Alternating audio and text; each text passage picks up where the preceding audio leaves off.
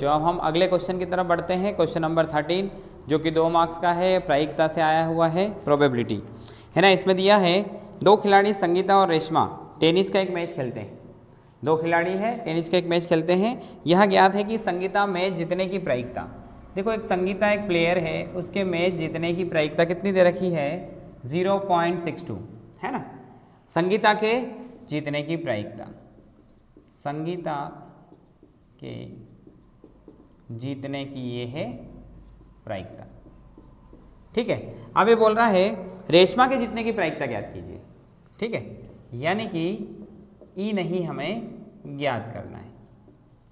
ये किसकी जीतने की प्रायिकता, रेशमा के जीतने की प्रायिकता। अब समझना 2 प्लेयर हैं है ना, टेनिस का एक मैच खेल रहे 2 प्लेयर हैं, एक जीतेगी तो दूसरे हारेगी। अब अभी कौन जीत रही है, संगीता के जीतने की प्रायिकता। इसका मतलब इस कंडीशन में रेशमा क्या है, हारी हुई है। अब ये बोल रहा है कि रेशमा के जीतने की प्रायिकता ज्ञात कीजिए, तो इस कंडीशन में हमें क्या करना पड़ेगा, संगीता को हराना पड़ेगा। तो संगीता के हारने की प्रायिकता हमें निकालनी पड़ेगी, तो हम निकाल लेते हैं।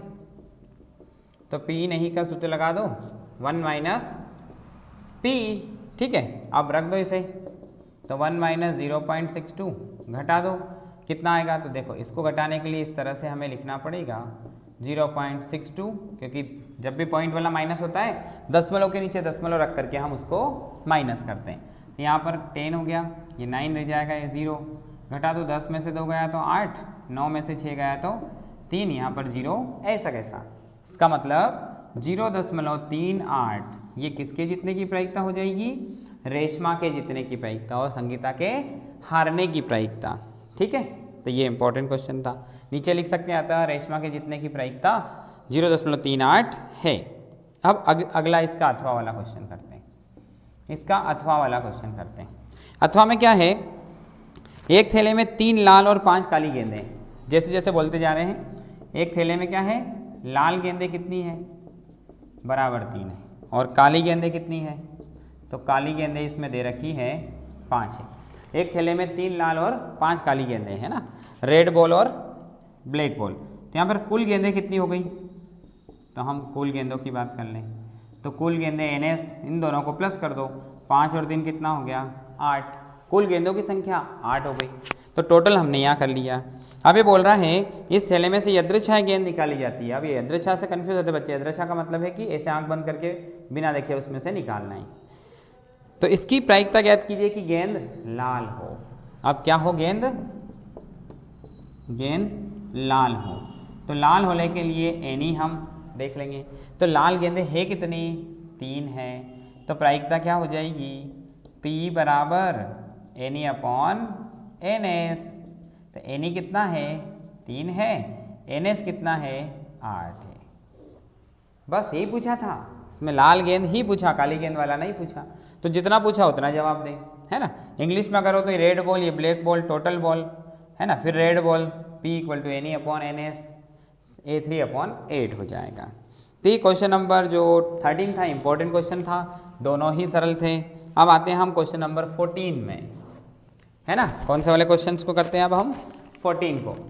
तो यहाँ लिखेंगे हम, अगर पेपर में लिखना हो तो कैसे लिखते हैं, प्रश्न क्रमांक करके यहाँ पर लिखते हैं। इसका मेन क्वेश्चन अटेंड कर रहे हैं। एक पासे को एक बार फेंकने पर, तो पहले तो एक पासे को, तो एक है ना, तो कुल परिणाम कितने होते हैं इसके, 6 होते हैं। पासा हमने देखा ही होगा, सांप सीढ़ी या लूडो खेलते ही हैं, लूडो में 1 से लगा करके 6 तक के अंक होते हैं। तो इसमें 1 2 3 4 5 और 6 ऐसे अंक हो गए, ठीक है। तो इस पासे पर 1 से लगा करके 6 तक के अंक होते हैं। अब ये बोल रहा है कि अभाज्य संख्या आने की प्रायिकता ज्ञात कीजिए। क्या आने की, अभाज्य संख्या। अभाज्य संख्या यहाँ पे आनी चाहिए, है ना। इंग्लिश में बोलेंगे इसको प्राइम नंबर। अभाज्य संख्या आ रही है, तो बताओ अभाज्य संख्या कौन कौन होती है। तो हम चैप्टर 1 में भी पढ़ चुके हैं अभाज्य संख्या के बारे में। ऐसी संख्या जिसके केवल 2 गुणनखंड होते हैं, एक तो 1 और एक स्वयं, उसे अभाज्य संख्या कहते हैं। The number is only 2 factor, 1 and self is called prime number. तो इनमें ऐसी कौन से नंबर हैं, तो देखो 1 तो 1 ही फैक्टर होगा, एक तो हो गया 2, फिर कितना 3, फिर कितना हो गया 5।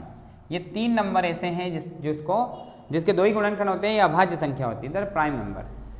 अब प्रायिकता का सूत्र लगा दो, P = एनी अपॉन NS, तो NE तो हो गया 3, NS कितना हो गया 6, कट रहा है 3 के पहाड़े से काट दो, 3 एकम 3 और 3 दूना 6, तो P इक्वल टू हो गया 1/2। तो यानी कि अभाज्य संख्या होने की प्रायिकता कितनी, 1/2 आंसर। ठीक है, इसका अथवा वाला क्वेश्चन करते हैं। तो जब भी एग्जाम में लिखना हो कैसे लिखते हैं, प्रश्न क्रमांक 14 लिखना है, फिर उसका अथवा लिखना है ना। सॉल्व करते हैं। एक डिब्बे में 5 लाल कितने हैं 5, सफ़ेद कितने हैं बराबर 8, और हरे कितने हैं, हरे बराबर 4। तो बताओ कुल कितने हो गए, कुल कंचे, कुल कंचों की बात करें तो यहाँ पर NS बराबर 8 4 12 और 5 17, तो ये हो गए 17, ये कुल परिणाम हो गए। जब भी इस टाइप का सवाल होना तो टोटल लिख करके NS कर लेना है, टोटल लिख करके NS कर लेना है। अब पूछना है उसमें कि क्या लिखा है, इस डिब्बे में से कंचा यदृच्छा निकाला जाता है, वही बिना देख करके निकालना है। सफ़ेद कंचा निकालने की प्रायिकता ज्ञात कीजिए, सफ़ेद कंचा निकालने। अब सफ़ेद के लिए NE कितना हुआ, तो सफ़ेद तो 8 दिख रहे हैं हमें, है ना, वाइट मार्बल, तो NE हो गया। क्या सूत्र होता है, P बराबर NE अपॉन NS, NE तो 8 हो गया, NS कितना 17, सवाल हो गया, कोई खतरा नहीं, तो ये 8/17, कितना आसान। तो 2 नंबर वाले बहुत ही इजी क्वेश्चन होते हैं। इसका अब हम अगला क्वेश्चन करते हैं, क्वेश्चन नंबर 15 देखते हैं हम। प्रश्न क्रमांक 15, 140 को अभाज्य गुणनखंड के रूप में व्यक्त कीजिए, है ना। Express 140 is the product its prime factorization, या प्राइम फैक्टर्स, प्राइम फैक्टर में इसको लाना है 140 को। तो जब भी इस तरह का सवाल हो ऐसे हमें फैक्टर करना है। पीछे दिख रहा हमें 0, तो हमें पता है कि इकाई के अंक पर 0 2 4 6 8 कुछ भी हो 2 से भाग जाता है, 2 सती 14, फिर 0 आ रहा है 2 से, 35 दूना 70, फिर 5 से, 5 सता 35, फिर 7 से, 7 एकम 7। अब इस अभाज्य गुणनखंड में अगर इसको लिखना है तो देखो 2 कितनी बार आ रहा है, 2 बार आ रहा है, 5 कितनी बार आ रहा है, 1 बार आ रहा है, और 7 1 बार आ रहा है। बस ये हो गया अभाज्य गुणनखंड के रूप में व्यक्त। ठीक है, कितना आसान, अभाज्य गुणनखंड के रूप में। तो ऐसा एक क्वेश्चन आता है कि 1.1 का फर्स्ट क्वेश्चन है, फर्स्ट का भी फर्स्ट। अब इसका अथवा क्या है वो देख लेते हैं। ठीक है, आसानी समझ में आ रहा है, पीछे बढ़कर भी देख सकते हैं इसको, थोड़ा तेज तो नहीं चल रहे, चलते जाते है ना। इसका अथवा है HCF 306 और 657 का दे रखा है यहाँ पे 9, और LCM 306 और 657 का वो पूछ रहा है, वो क्या करना है हमें ज्ञात करना है ना, कि वो कितना होगा। अब ये निकालना है, तो यहाँ पर एक सूत्र लिखना पड़ेगा, हम जानते हैं कि, है ना, नहीं जानते तो भी लिखना हम जानते हैं, क्योंकि 10वीं में आ गए बहुत कुछ जानते हैं। हम जानते हैं कि HCF गुणित LCM क्या होता है, तो ये होता है 2 संख्याओं का गुणनफल। क्या होता है, 2 संख्याओं का गुणनफल, ये फॉर्मूला होता है ना। तो HCF कितना है इसमें देख ही लेते हैं, HCF तो 9 दिख रहा है, LCM तो LCM तो ज्ञात करना है, LCM को LCM ही लिख दो। अभी बोला है इसने 2 संख्याओं का गुणनफल, कौन सी 2 संख्याएं, तो इसमें ही यहाँ दिखाई दे रही है हमें, तो ये दोनों संख्याएं 306 और 657, ये 2 संख्याएं हो गई। अब निकालना HCF है, सॉरी LCM निकालना है, तो इस LCM को ऐसे ही लिखेंगे, ये 306 और 657 ऐसे ही रहेगा, बटे में कौन चला जाएगा, गुणा में था तो ये बटे में चला जाएगा। अब हमें क्या करना है, इसमें भाग लगाना है। तो देखना है 306 में 9 से हम भाग लगाते हैं, 9 से 9 तिया 27, घटेगा तो 3 बचेगा, ऊपर से उतारा 6, 9 चौक 36, ये 0 0 हो गया। तो ये कितनी बार कट गया 306, 34 बार, तो यहाँ से हमने लिख दिया यहाँ पे 34। अब लिखते हैं यहाँ देखो 34 गुणित 657। अब इस 34 का 657 में गुणा कर देना, ठीक है, तो ये सवाल कंप्लीट हो जाएगा। इसका गुणा कर दें तो 2 2 3 3 8 इसका आंसर होता है। ठीक है, कितना होता है 2 2 3 3 8, 2 2 3 3 8 आंसर। तो ये 2 नंबर वाले इंपॉर्टेंट क्वेश्चन थे। क्वेश्चन नंबर 15 तक हमने कर लिए हैं। क्वेश्चन नंबर 17, 17 क्वेश्चन तक 2 नंबर के होते हैं। अभी 2 क्वेश्चन और हैं, उनको हम इसके बाद करते हैं, है ना। 16 में, है ना। क्वेश्चन नंबर 16, दर्शाइए कि 3√2 एक अपरिमेय संख्या है। तो ऐसा जब भी दर्शाना हो मानते हैं, माना 3√2 एक परिमेय संख्या है। क्या लिखते हैं इसको? परिमेय संख्या है। मतलब सिद्ध करना हमें अपरिमेय, लेकिन हम क्या लिखेंगे? परिमेय। माना 3√2 एक परिमेय संख्या है। फिर उसमें लिखेंगे a व b दो सह अभाज्य पूर्णांक है। क्या है? सह अभाज्य पूर्णांक है। a व b दो सह अभाज्य पूर्णांक है, इसका मतलब एक ही संख्या से उसमें भाग नहीं जाता है। फिर तब करके a बटा b बराबर कर देंगे हम 3√2। मतलब जो भी सवाल होता है उसको a बटा b के बराबर लेते हैं कभी भी सवालों को, है ना। ये समीकरण नंबर 1। तो इन ऊपर वाली लाइनों को थोड़ा याद रखना कि माना 3√2 एक परिमेय संख्या है, a व b दो सभाज्य पूर्णांक है, तब a बटा b के बराबर पूरे सवाल को हमें रखना है। यहाँ तक आने के बाद क्या करें? यहाँ तक आने के बाद रूट वाले को एक तरफ कर दो, संख्या को एक तरफ कर दो, तो ये 3 इसके बटे में आ जाएगा। तो कितना बनेगा? a बटे 3b किसके बराबर है? पूरा ये √2 के। ये बन गई समीकरण नंबर 2। मतलब यहाँ से हमारा टारगेट होता है कि रूट वाले को एक तरफ कर ले हम और नंबर को एक तरफ कर ले। तो हमने रूट वाले को एक तरफ कर दिया, इस नंबर को इधर ले आए। अब इस लाइन को रिपीट लिखते हैं, है ना। a व b दो सह अभाज्य पूर्णांक है ना।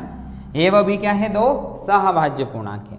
जब a व b दो सह अभाज्य पूर्णांक है तब a/3b, तब a बटा 3b एक परिमेय संख्या है। कौन सी संख्या है? एक परिमेय संख्या है। मतलब a b अगर सह अभाज्य है तो a और b से बनने वाले जो बटे में अगर संख्या बनती है तो वो क्या होती है? परिमेय होती है।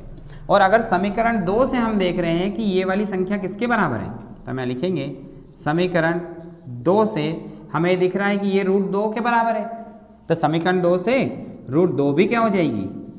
समीकरण 2 से √2 भी परिमेय संख्या है। क्या है?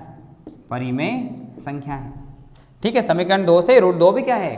परिमेय संख्या है। लेकिन ये तो गलत है, जो कि विरोधाभास है। ये लाइन याद रखना, जो कि विरोधाभास है। इसका मतलब जो हमने माना है वो गलत है, उसका विरोध आभास हो रहा है, विरोध कर रहा है। हमने जो आभास किया है, जो हमने माना उसका विरोध कर रहा था। हमने क्या माना था? कि परिमेय है। तो हम क्या लिख देंगे? अतः 3√2 एक अपरिमेय संख्या है। कौन सी संख्या है? अपरिमेय संख्या है। यही तो सिद्ध करना था, तो ये हम सिद्ध कर चुके। ठीक है, अब आते हैं हम इसके अथवा वाले क्वेश्चन में। क्वेश्चन नंबर 16 का क्या लिखना है अब हम? अथवा। ठीक है, क्वेश्चन नंबर 16 का अथवा वाला 17, 23, 29। 17, 23, 29 का हमें क्या निकालना है? HCF। 17, 23, 29 का HCF ज्ञात कीजिए। अब इनका HCF निकालना है, तो HCF निकालने के लिए पहले तो हमें गुणनखंड करना पड़ेगा। तो इस 17 में भाग जा रहा है 17 से ही, 23 में भाग जा रहा है 23 से ही, और जो 29 है ये भी अभाज्य संख्या, एक प्राइम नंबर है, तो इसमें भी 29 से ही भाग जाएगा। ठीक है, अब इनको हम फैक्टर के रूप में लिखें तो 17 को लिख दिया 17 की घात 1, 23 को लिख दिया 23 की घात 1, 29 को लिख दिया 29 की घात 1। अब HCF का मतलब क्या होता है? HCF का मतलब होता है हाईएस्ट कॉमन फैक्टर, यानी इनमें कोई कॉमन बन रहा है क्या? अरे इसमें तो कोई कॉमन नहीं आ रहा है। अब तो ऐसी संख्या, अब यहाँ से ध्यान देना, ऐसी संख्या जिसमें कोई नंबर कॉमन नहीं आता है तो उसका HCF कितना होता है? उसका HCF 1 होता है। ठीक है, तो जिसका कोई नहीं होता उसका ऊपर वाला होता है। ठीक है, ईश्वर होता है। तो ये 1 इसका HCF हो जाएगा, बस HCF 1 हो गया। तो ये क्वेश्चन क्या क्रमांक कौन सा आ जाएगा? अब तो आता है प्रश्न क्रमांक 17 वाला प्रश्न। ये क्या है देखना, 4u² प्लस 8u के शून्य ज्ञात कीजिए। इसके क्या निकालना है? के शून्य को ज्ञात कीजिए। जीरोस फाइंड करना है इसके, है ना। इसके क्या फाइंड करना हमें? जीरोस। कैसे? बहुत आसान, समझना। 4u² था ना, इसको ऐसा कैसा पहले हम लिखते हैं क्वेश्चन में। अब इनमें से कॉमन लेना है तो इनको फैक्टर कर देते हैं हम यहीं पर। इस u स्क्वायर को 4u गुणित u कर सकते हैं, क्योंकि u की घात 2 है ना, तो u को हमने कितनी बार लिख दिया, 2 बार। अब इस 8 को क्या लिख सकते हैं हम, तो इसको लिख सकते हैं हम 4u गुणित 2, क्योंकि 4 दूना कितना हो जाएगा 8 और ये u आ जाएगा। अब देख रहे हैं हम इनमें दोनों में कि हमें ये कॉमन दिख रहा है, तो हमें ये 4u कॉमन दिख रहा है, कितना बचेगा u प्लस यहाँ कितना बचेगा 2, क्योंकि इन दोनों में से कॉमन आ गया। अब क्या करना है, ये दोनों कॉमन आ गए, 2 बन गए अलग अलग वैल्यूज़। अब इनको यदि करके, है ना, इंग्लिश में बोलते हैं हम इफ़, और अलग अलग इसको 0 के बराबर हम ले लें। तो 4u के बराबर 0 ले लें और एक बार u प्लस 2 के बराबर 0 ले लेते हैं ना। तो अब u तो ऐसा कैसा रहेगा, इस 0 के बटे में कौन पहुंच जाएगा 4। जैसे ही 0 में 4 से भाग लगाएंगे तो 0 is a bomb, 0 is a bomb, जहाँ फूट जाए वहाँ बॉम्ब, सब फट जाता है। तब यहाँ u ऐसा कैसा, 2 उधर जाएगा, कहीं का बनेगा माइनस का, बस ये तो 2 शून्यक है, तो ये क्या आ गए इसके शून्यक, तो ये हमने निकाल लिए शून्यक। अब अगला क्या है इसका, अथवा देखो और भी अच्छा प्रश्न है, प्रश्न क्रमांक 17 का हमने क्या लिखा, अथवा। अब ये बोल रहा है द्विघात बहुपद ज्ञात कीजिए जिसके शून्यकों का योगफल। देखो शून्यकों का योगफल, सम ऑफ रूट्स लिख रखा है -1, तथा शून्यकों का जो गुणनफल है वो लिख रखा है √3, √5। क्या लिखा है, शून्यकों का गुणनफल अल्फा इंटू बीटा, √5 लिखा हुआ है। तो sum of roots and product of roots, ठीक है, sum of zeros and product of zeros, शून्यकों का योगफल और शून्यकों का गुणनफल दिया है। यहाँ से हमें निकालना है द्विघात बहुपद, हमें निकालना है द्विघात बहुपद, क्वाड्रेटिक पॉलिनोमियल्स, ये हमें निकालना है। इसका फॉर्मूला इजी है, x² minus alpha plus beta x plus alpha beta, ये इसका फॉर्मूला है, ठीक है। अब इसमें वैल्यू पुट कर दो, समझते जाना ध्यान से, कहाँ पे वैल्यू पुट करना है, अल्फा प्लस बीटा, कितना है अल्फा प्लस बीटा, तो ये है -1, अल्फा इंटू बीटा कितना है √5। अब सॉल्व करें अगर तो माइनस माइनस प्लस, इधर से x का मल्टीप्लाई प्लस कितना √5, यही तो इसका आंसर है, यही आंसर हो गया, ये द्विघात बहुपद आ गया। तो ये 2-2 नंबर के क्वेश्चन यहाँ से समाप्त होते हैं, ठीक है। तो सारे 2-2 नंबर के क्वेश्चन हमने सॉल्व कर लिए हैं। अब नेक्स्ट वीडियोस में हम 3-3 नंबर वाले सॉल्व करेंगे, उसके नेक्स्ट में हम 4-4 नंबर वाले सॉल्व करेंगे। तो हर